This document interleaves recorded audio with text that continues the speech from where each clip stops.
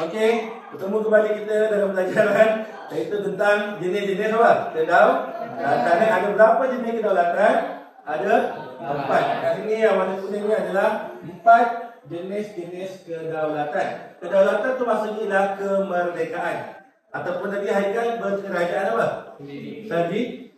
Negara yang berdaulat ialah negara yang merdeka ataupun negara yang memiliki kerajaan sendiri. Boleh ke?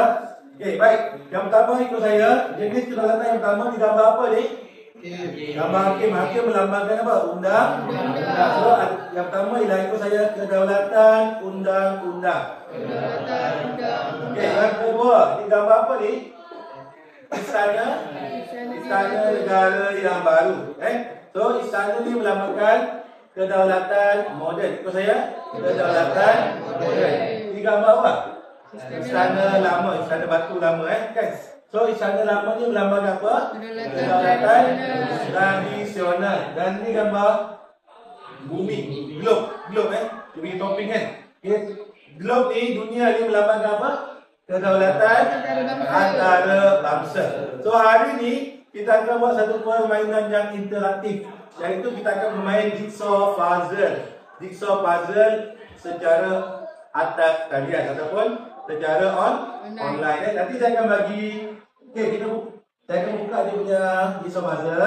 Ini adalah jigsaw puzzle. Belakang ni dia ada background. So saya akan minta apa? Tukar image untuk cuba gunakan mouse okey. Dan nanti saya akan bagi link.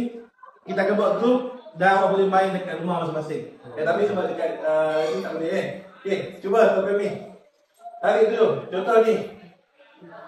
Okey, ni jenis kedaulatan tradisional lah. Kat ujung. Kan dia melekat dulu kan. Lagi. Cuba ambil kan. Tu, ni. Lagi. Lepaskan. Okey, lepas. Okey.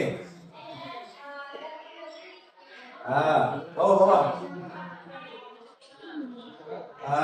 Okey. Ya.